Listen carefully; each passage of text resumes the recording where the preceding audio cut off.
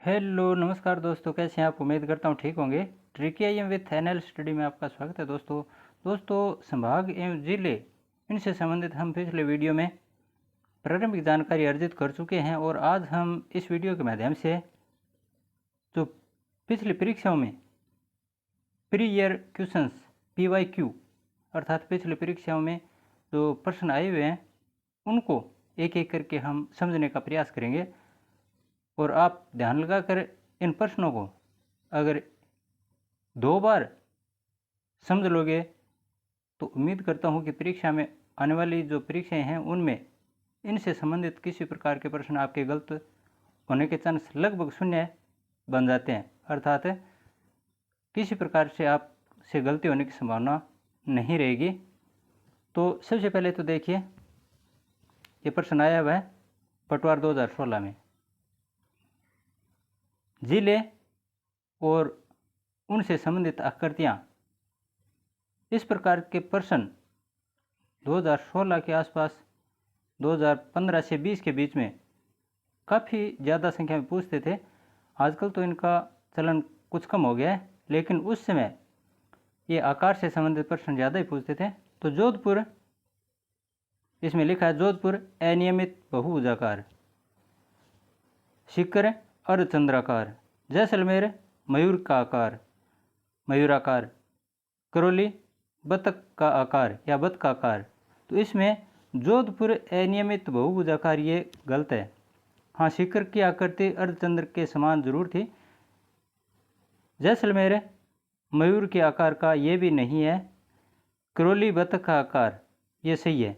तो 2 और 4 सही है। कौन सा है देखिए, इसमें ऑप्शन नंबर 4 अर्थात 2 और 4 सही है। इसमें पूछा है सही सुमेलित कौन सा है, ऑप्शन 4 होगा। 2016 में पटवारी परीक्षा में पूछा गया था। सीकर की आकृति अर्धचंद्राकार और करौली की आकृति बतख के आकार। जोधपुर है, जोधपुर के बारे में मैं आपको बता देना चाहता हूँ। इसे सूर्य नगरी कहते हैं दोस्तों। सुनहरा शहर या सूर्य नगरी, नीली नगरी, नीला शहर, ब्लू सिटी, हैंडीक्राफ्ट सिटी, मरुस्थल का सिंह द्वार, राजस्थान की संस्कृति राजधानी, राजस्थान की विधि नगरी आदि उपनामों से भी जोधपुर को जाना जाता है। ठीक इसी प्रकार से जैसलमेर है, उसको राजस्थान की स्वर्ण नगरी, ये देखिए स्वर्ण नगरी है। स्वर्ण का मतलब होता है सोना। यहाँ सोने जैसी चमक दिखाई देती है, यहाँ की मिट्टी है उसमें। तो राजस्थान की स्वर्ण नगरी, झरोखों की नगरी, रेगिस्तान का गुलाब, राजस्थान का अंडमान, गलियों का शहर और अन्य भी इसके बारे में, जैसे पंखों की नगरी है, पीले पत्थरों का शहर है, म्यूजियम सिटी है, हवेलियों व पीले पत्थरों का शहर है, मांडदरा अथवा वलमंडल के नाम से भी इनको जाना जाता है, जैसलमेर को। तो इस प्रकार से ये ऑप्शन 2 और 4 सही है। अगला प्रश्न देखिए, राजस्थान विभाग राजस्थान की अधिसूचना के द्वारा नवगठित 17 जिलों एवं 3 संभागों की प्रशासनिक आवश्यकता के संबंध में समीक्षा हेतु गठित मंत्रिमंडलीय उप समिति का निम्न में से कौन सा सदस्य नहीं है? जो मंत्रिमंडलीय समिति बनी थी उनके बारे में पूछा गया। ये सांख्यिकी अधिकारी, सहायक सांख्यिकी अधिकारी 2024 में प्रश्न पूछा गया था दोस्तों। मैंने आपको 4 सदस्य बताए थे। तो यहाँ इसमें पूछा कौन से सदस्य नहीं हैं, ये ध्यान रखना नहीं। तो 3 तो हैं, इसमें एक नहीं है। कौन सा है? सुरेश सिंह रावत ये तो थे, हेमंत मीणा ये भी थे, जोगाराम पटेल ये नहीं थे, राज्यवर्धन सिंह राठौड़ ये थे।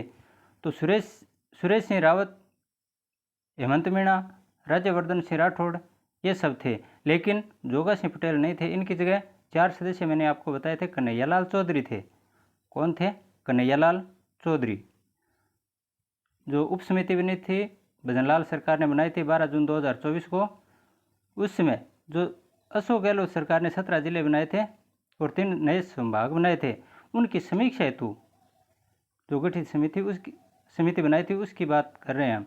उसमें 4 सदस्य थे और संयोजक पहले तो प्रेमचंद बेरुआ हुआ करते थे, लेकिन बाद में मदन दिलावर थे, वो संयोजक बने। तो इस प्रकार से इसका उत्तर क्या होगा? 3। ये नहीं थे, बाकी 3 थे। अगला प्रश्न देखिए, कौन से जिला मुख्यालय की तहसील जिले के नाम से नहीं है?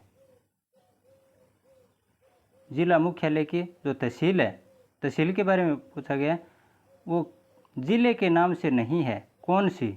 मैं आपको बता देना चाहता हूँ, कोई भी जिला हमारे राजस्थान का, उस राजस्थान के ज़िले में जितने भी तहसीलें होते हैं उनमें से एक तहसील उस ज़िले के नाम से भी होती है। जैसे हनुमानगढ़ जिला है तो हनुमानगढ़ तहसील भी है, कोटा जिला है तो कोटा तहसील भी है, भीलवाड़ा जिला है तो भीलवाड़ा तहसील भी है, चित्तौड़गढ़ जिले की एक तहसील चित्तौड़गढ़ भी है, बाड़मेर जिले की एक तहसील बाड़मेर भी है। लेकिन राजसमंद जिले की, ये इसमें ऑप्शन चौथा होगा। कौन सा जिला अर्थात राजसमंद जिला है, कौन से की जगह राजसमंद लिखो, राजसमंद जिला मुख्यालय की तहसील है, वो जिले के नाम से नहीं है।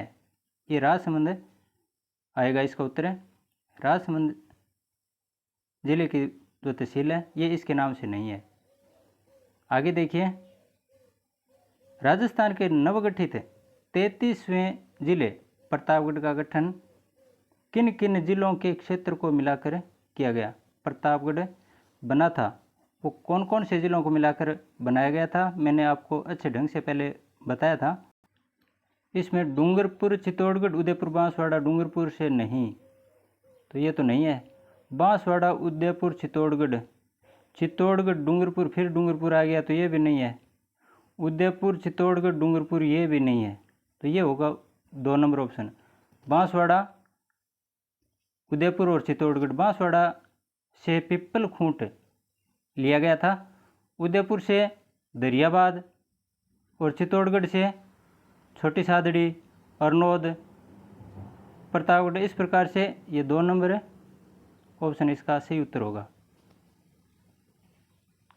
ये जेल परेरी 2018 में और कांस्टेबल 2014 में आया हुआ प्रश्न है दोस्तों। अगला प्रश्न देखिए, 27वें जिले के रूप में गठित धौलपुर का क्षेत्र पूर्व में किस जिले का भाग था? अर्थात धौलपुर किस से हटकर बनाया गया? धौलपुर जिला है वो किस जिले?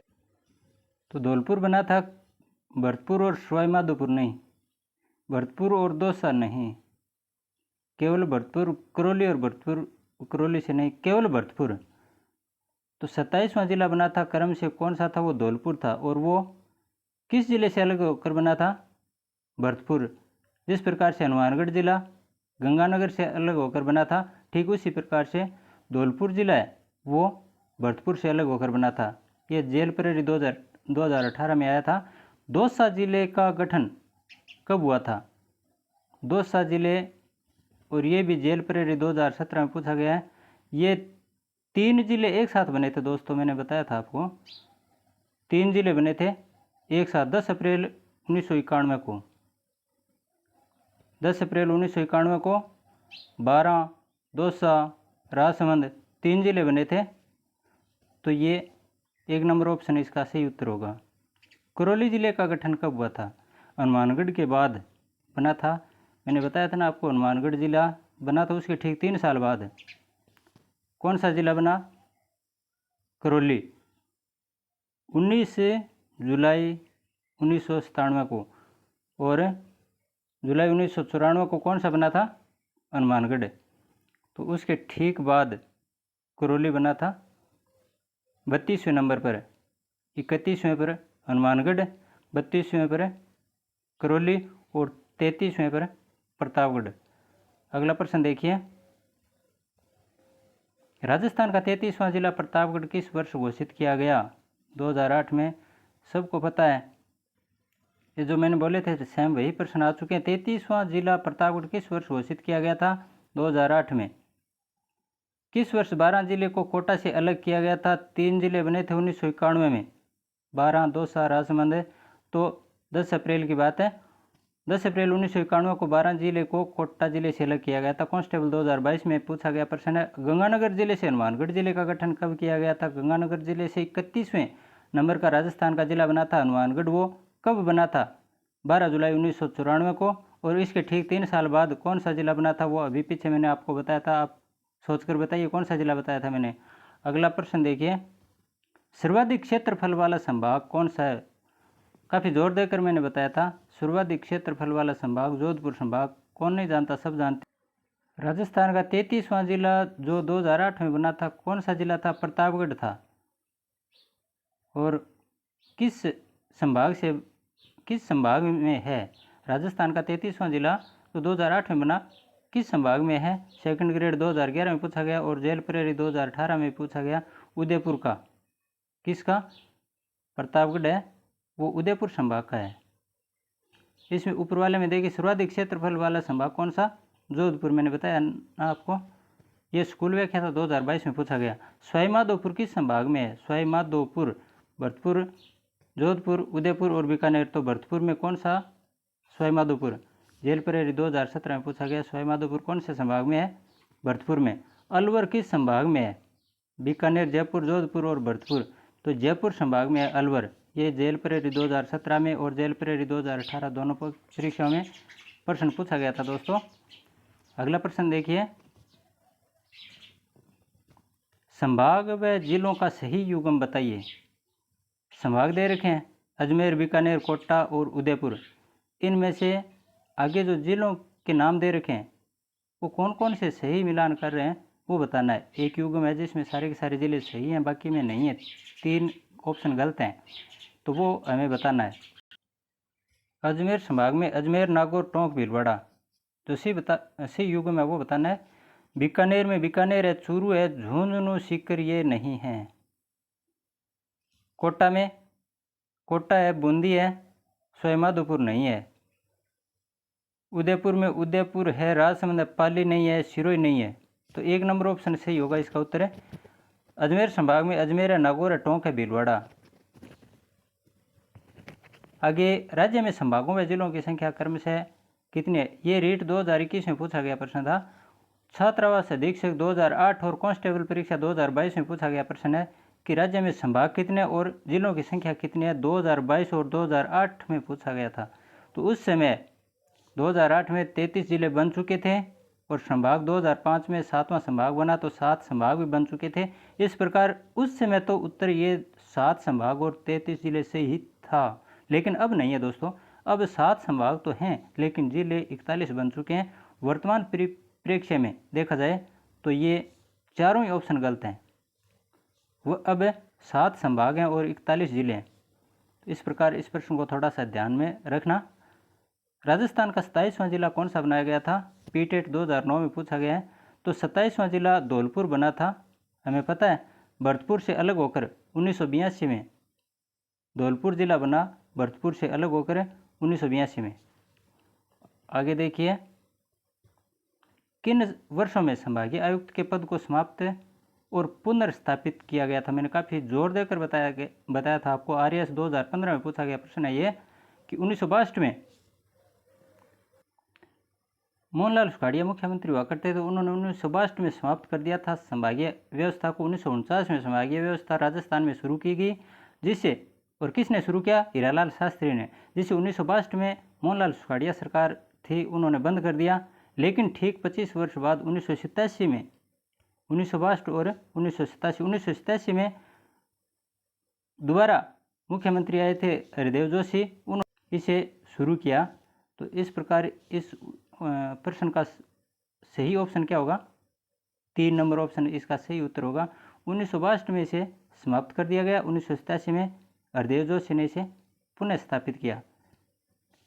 किस अवधि में राजस्थान में संभागीय व्यवस्था अस्तित्व में नहीं रही थी? यही प्रश्न दोबारा से घुमाकर पूछ लिया। तो 1962 से 1987 तक 25 वर्षों का जो कार्यकाल था उसमें संभागीय व्यवस्था नहीं थी। और संभाग क्या होता है इसके बारे में मैंने आपको पीछे भी बताया था। ये जिला छोटी इकाई है और राज्य बड़ी इकाई होती है।